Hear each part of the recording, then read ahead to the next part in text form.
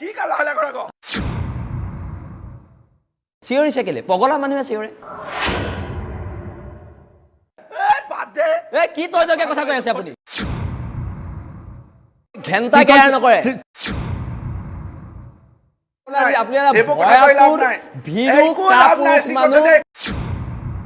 শৃংখল চলিহাৰ বক্তব্য চাগে শুনিলে কি ক'ব এই সম্পৰ্কত ৰূপজ্যোতি কৰ্মী এই কা আন্দোলনৰ প্ৰতিবাদ কৰি পেলাই 2021 চনত এইবাৰে প্ৰথম বিধায়ক হোৱা নাই ৰূপজ্যোতি কৰ্মীৰ মাতৃ 2004 চনত মৃত্যু হৈছিলে 4 ফেব্ৰুৱাৰী দিনাখন তাৰ আগৰ পৰা মৰিনী সমষ্টিৰ লগত জড়িত আছিল মাতৃ অসুখৰ কাৰণত ৰূপজ্যোতি কৰ্মীয়ে বিয়া সকাম অকল খোৱা নাছিল মানুহৰ বেমাৰ হস্পিটেলত যোৱা ইয়াত বিভিন্ন ধৰণৰ আৰ্থিক অনুদান ফুটবল ক্ৰিকেট বল দিয়া মেলা পৰা আদি কৰি ইয়াত যেতিয়া কংগ্ৰেছ দলৰ কৰ্মীয়ে হওক সেই সময়ত বিভিন্ন জাতি জনগোষ্ঠীৰ লোক বেমাৰত পৰিছিল বিয়া সকামে তেনেকুৱা টকা পইচা অসুবিধা হৈছিল ৰূপম কৰ্মী মোৰ মাতৃ হৈ পেলাই ইয়াত ৰূপজ্যোতি কৰ্মীয়ে ইয়াত সহায় কৰিছিলে সেইকাৰণে ৰূপজ্যোতি কৰ্মী ইয়াত ধনু বুলি বেছি জানে ৰূপজ্যোতি কৰ্মী বুলি মৰিনী সমষ্টিত বেছিকৈ চিনি নাপায় ধনু বুলি কয় ধনুকাৰ মোৰ নামটো ধনু ঘৰ মতা নাম 1 নম্বৰ দ্বিতীয়তে হৈ গ'ল ৰূপজ্যোতি কৰ্মীয়ে ধুদুৱালিৰ কাৰণে 2.5 দিন অনশন কৰিছিল এখন এম্বুলেঞ্চ দিছিল 5টা বাগান অসম চাহ নিগমৰ ইয়াত বন্ধ হৈ আছিল ইয়াত প্ৰতিবাদ কৰিছিলে অনশন কৰিছিলে তাৰপিছত ৰূপজ্যোতি কৰ্মী কা আন্দোলন অখিল গগৈ বোলে এবাৰ ইলেকশ্যন নেখেলিলে সেইকাৰণে ৰূপজ্যোতি কৰ্মীয়ে জিকিলে অখিল গগৈ জন্মই নাছিল অখিল গগৈ জন্ম নাছিল অৰ্থাৎ অখিল গগৈ কৃষক মুক্তি সংগ্ৰাম সমিতি জন্মই হোৱা নাছিল তেতিয়া ৰূপজ্যোতি কৰ্মী 2006 চনতে এমএলএ হ'ল 2006 চনত এমএলএ হৈ 2011 হ'ল 2016 হ'ল আৰু এবাৰ 2021 চনত হৈছে ৰূপজ্যোতি কৰ্মী বুলি মৰিনী সমষ্টিত এটা নিজৰ পৰিচয় আছে জন্ম হৈয়ে ৰূপজ্যোতি কৰ্মীৰ ধনু বুলি এটা ইয়াত আছে এজন যুৱক সুখে দুখে ইয়াৰ ৰাইজৰ লগত থাকে বুলি সেইটো ৰূপজ্যোতি কৰ্মী ধনু বুলি এটা পৰিচয় আছে সেইকাৰণে শৃংখল চলিয়ে এতিয়া যিমানে যি নকওক মই 8টা চিলাই কাটি পেলাই জয় এখন কা আমি নামানো বুলি মই লিখিছিলোঁ 8টা চিলাই এতিয়া মই কা সমৰ্থন কৰিছোঁ বুলি এইটো মই ক'ব বিচৰা নাই কিন্তু অসমৰ মাননীয় মুখ্যমন্ত্ৰী হেমন্ত বিশ্ব শৰ্মা অসমীয়া মূলৰ ইয়াত যিসকল বিমল বৰা ডাঙৰীয়া মই আপোনাক এটা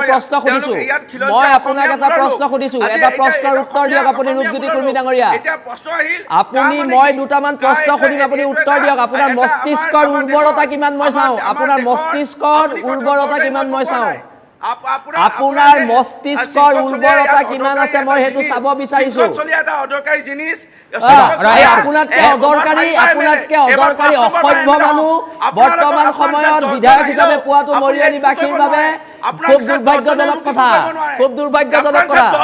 আপোনাক কথা কওঁতে অলপ নুমুচিঙিব নোৱাৰে অকমান ভদ্ৰ হওক এজন বিধায়ক নহয় আপুনি অলপ ভদ্ৰ হৈ কথা কওক আপুনি বীৰ লাচিত থানাৰ কেন্দ্ৰীয় সাংবাদিক সম্পাদকৰ লগত কথা পাতি আছে নিদিও জিকিবলৈ যাম শৃংখল চলিয়া যাব মৰিয়নিত আপোনাৰ এগেইনষ্টত কেম্পেইনিং কৰিবলৈ যাম গৈ আছো আৰু কি আপুনি এটা নিশ্চয় চিঞৰি ৰণ নিজিকিব শুনক চিঞৰি ৰণ নিজিকিব নগাই 2টা গুলি ফুটাওঁতে দৌৰা মানুহে আপুনি নগাই 2টা গুলি ফুটাওঁতে দৌৰিলে ভয়াতুৰ ভিৰু কাপুৰু নগাই 2টা গুলি মাৰোতে দৌৰিলে লজ্জা নাই শৃংখল চলিহা আপোনাৰ সমষ্টিত যাম বুলি কৈছে আপোনাৰ সমষ্টিত শৃংখল চলিহা যাব আৰু আপোনাক হৰুৱাব লজ্জা লাগে 2টা গুলি মাৰোতে কেলা দৌৰিছিলে ইমান যদি কলিজা আছে বুকুত গুলি খাব লাগিছিলে আমি গলে আমি পলাই নাহো নগাই যদি গুলিয়ে আমি হেংদাং উলিয়াম কিন্তু আপোনাৰ নিচিনা পলাই নাহো খিলঞ্জীয়া হয় ইয়াৰ ভূমিপুত্ৰ মানুহ হয় মই ইয়াত মাৰ্বল গুটি খেলা নাই শৃংখল চলিহা মই ইয়াতে ক্ৰিকেট খেলিবলৈ অহা নাই আপোনাৰ লগত মই ক্ৰিকেট খেলিবলৈ অহা নাই আপোনাৰ লগত আপোনাতকে বেছি কৰি লৈছো দুখীয়া মানুহৰ সহায় নিশ্চয় দুৰ্বল মানুহে চিঞৰে নিশ্চয় এনেকে দুৰ্বল নেকি ইমান চিঞৰিছে নে পগলা মস্তিষ্কৰ কিবা আছে যেতিয়াই আছে যেতিয়াই মৰিয়নিবাসী বিপদ হয় আমাৰ বীৰ লাচিত থানা সৈনিক থাকে তাত হিন্দু মুছলমানৰ আমিও নিছো আমিও জানাজা দিবলৈ নিছো আমিও মৰিহালিলে নিছো চিঞৰিছে কেলে দুৰ্বল মানুহে চিঞৰে নগাই 2টা গুলি মাৰোতে পলোৱা মানুহে আপুনি গুলি লাগিলে নেকি তই ঘটিতে কৰিবি ঘটিতে কৰিবি পলাইছে যে আপুনি দুটা ৰূপজ্যোতি কৰ্মী ইমান উত্তেজিত নহ'ব ৰূপজ্যোতি কৰ্মী ইমান উত্তেজিত নহ'ব চাৰিবাৰ এমএলএ কি হ'ল তাৰপা মই কি কৰিম চাৰিবাৰ এমএলএ তই শব্দ নহয় শৃংখল চলিহা আপুনি ভালকে কথা কওক কি আপুনি তই কথা কৈছে আপুনি সন্মান সহকাৰে কথা কওক আপুনি এটা সংগঠনৰ বিলাসী থানাৰ কেন্দ্ৰীয় সাংগঠনিক সম্পাদকৰ লগত কথা পাতি আছে অসমৰ জনগণে চাই আছে আপুনি কিয় তই মইকে কথা ক'ব আপুনি ক'লে ময়ো ক'ম আকৌ জিকিব পাৰে ভদ্ৰকে কওক ভদ্ৰকে কওক আপুনি কি কথা ক'ব ৰূপজ্যোতি কৰ্মী অকমান শৃংখল চলিহা অকমান ৰৈ লওক অকমান ৰূপজ্যোতি শৃংখল চলিহা অকমান ৰৈ লওক ৰূপজ্যোতি কৰ্মী কওক কি তই কৈ আছে আপুনি নাই তই নকয় ৰূপজ্যোতি কৰ্মী তই শব্দ ব্যৱহাৰ নকৰিব শৃংখল চলিহা অকমান ৰৈ লওক ৰূপজ্যোতি কৰ্মী আপুনি কৈ যাওক তই শব্দ ব্যৱহাৰ নকৰিব হাতী খেবা আহিলি যেতিয়াই মৰিয়নি ৰাইজৰ বিপদ হয় বিলাসী থানাৰ সৈনিক প্ৰত্যেকজন তাত খাৰা থাকে লাভ নাই এটা যদি ঢোল তাল দি বজাই একো লাভ নাই হাত চাপৰি বজাত ঢোল তাল বজাই একো লাভ নাই মই জিকিম সেইটো সময়ত দেখা যাব আপুনি লাহে লাহে পাতক কথাখিনি চিঞৰিছে কেলে পগলা মানুহে চিঞৰে কি লাহে লাহে কৰা কি কৰা পাইছ পগলা মানুহে চিঞৰে দুখীয়া মানুহৰ কাণ ধৰি ইয়াত মানুহ আমিও কৰিলো বহুত সেইবিলাক 53 টাইম ব্লাড দিলো মই 53 টাইম ব্লাড দিলো তই কেইবাৰ দিলি ব্লাড ইয়াৰ মানুহ আপুনি টেষ্ট দি জুখে আমি টেষ্ট দি নুজুখো কিমান বাৰ টেষ্ট দিলো হিচাপ নাই কি তই কথা কৈ আছে আপুনি এক মিনিট শৃংখল চলিহা ৰূপজ্যোতি কৰ্মী শৃংখল চলিহা ৰৈ লওক শৃংখল চলিহা ৰৈ ৰূপজ্যোতি কৰ্মী শৃংখল চলিহা সম্পৰ্কত আপোনাৰ প্ৰধান অভিযোগ কি সেইটো উত্তৰ দিয়ক শৃংখল চলিহা ৰূপজ্যোতি কৰ্মী মোৰ কথা শুনি লওক আজি শৃংখল চলিহাই এখন সংবাদমেল আয়োজন কৰিছিল য'ত অখিল গগৈ সম্পৰ্কত তেওঁ প্ৰশ্ন উত্থাপন কৰিছে আৰু তেওঁ কৈছে যে এইবাৰ উপ নিৰ্বাচন মৰিয়নি সমষ্টিত এটা অগ্নি পৰীক্ষা যদি আমি এক নহওঁ অসুবিধা আছে আৰু অখিল গগৈ সম্পৰ্কে তেওঁৰ কেইবাটাও প্ৰশ্ন উত্থাপন কৰিছে অৰ্থাৎ আপোনাৰ কাৰণে এটা সুখৰ খবৰ যে জাতীয়তাবাদী শিবিৰসমূহ একগোট হোৱাৰ পৰিৱৰ্তে ভাগ হৈছে আৰু অখিল আৰু উপস্থিত আছে শৃংখল চলিহা সম্পৰ্কত কি ক'ব লগা আছে কৈ লওক তাৰপিছত আপুনি উন্নয়ন বিচাৰিব এতিয়া উন্নয়ন বিচাৰিব মানুহে উন্নয়ন বিচাৰিছে মানুহে বিভিন্ন সমস্যা দূৰ হোৱাটো বিচাৰিছে এতিয়া আন্দোলন কৰি থাকিবলৈ মানুহৰ সময় নাই অসমৰ মানুহে জানে মাননীয় মুখ্যমন্ত্ৰী ডক্টৰ হেমন্ত বিশ্ব শৰ্মা ডাঙৰীয়া এজন অসমীয়া মূলৰ এজন প্ৰকৃত এজন অসমীয়া সন্তান অসমৰ ক্ষতি হোৱা কাম তেওঁ নকৰে আৰু যিসকল মন্ত্ৰীসভাত আছে আজি মন্ত্ৰীসভাত থকা কেশৱ মহন্ত ডাঙৰীয়া অতুল বৰা ডাঙৰীয়া বিমল বৰা ডাঙৰীয়া তেওঁলোকে অসমীয়া মূলৰ লোক অসমৰ ক্ষতি হোৱা কাম তেওঁলোকে নকৰে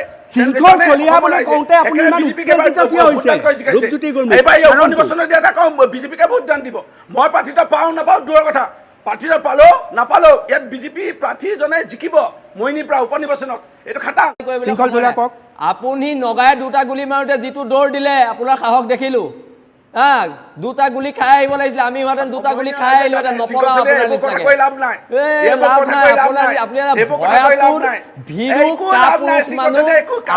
অফিচত গৈ আঁঠু কাঢ়ি কাণত ধৰিম বুলি কোৱা মানুহে আপুনি আঁঠু কাঢ়ি কাণত ধৰিম বুলি কোৱা আপুনি মান আদৰ্শ কৰিছে আৰু আপুনি বিজেপিলৈ যোৱাৰ আগে আগে যে কংগ্ৰেছক থাকোঁতে যে কিছুমান কথা কৈছিলে যোন বোলে বিজেপিলৈ যায় আমুকি তামুক সেইবোৰ শব্দ মই ক'ব নোৱাৰো আপুনি নিজকে গালি আছিলে হয় নাই আপুনি হেগিদা আপুনি হেগিদা যিগিটা আপুনি শব্দ কৈছিলে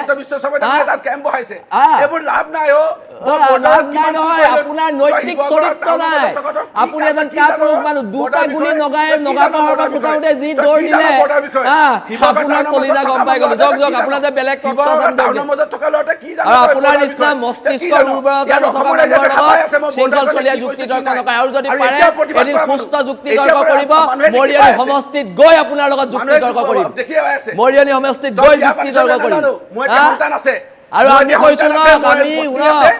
আমাৰ হেংদাং আছে ঘৰত আছে ধন্যবাদ প্ৰয়োজন হ'ব দেশ জাতিৰ স্বাৰ্থত ওলাই যাম আমি নগাই দুটা গুলি মাৰি পলোৱা মানুহ নহয় চৰকাৰক কৈ আজি কিবা এটা কৰাৰ আজি আমি জিকিছো বিজেপি চৰকাৰ দেখিলো তুমি 4 বছৰ কি উন্নতি কৰিলা মৰিয়নি দেখিলো মৰিয়নি ৰাইজে দেখিলে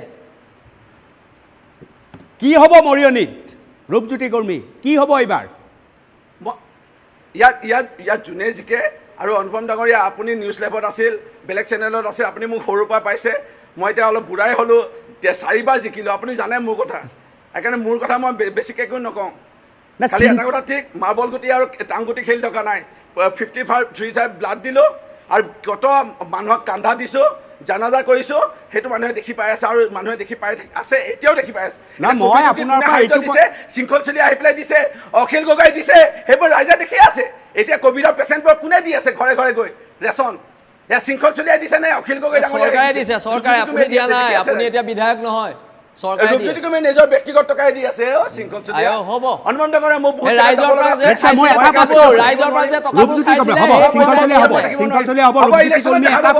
ৰাইজৰ পৰা খোৱা টকাৰে দি আছে।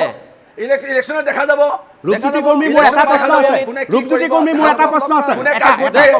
অকমান শৃংখল চলিয়া ৰৈ লওক। ৰূপজ্যোতি কৰ্মী, মই জানিব বিচাৰিম যে বিভিন্ন জাতীয়তাবাদী শিবিৰৰ যিসকল আছে তেওঁলোকে নিজা নিজা প্ৰাৰ্থী দিয়াৰ এক পৰিকল্পনা ইতিমধ্যে প্ৰস্তুত হৈছে।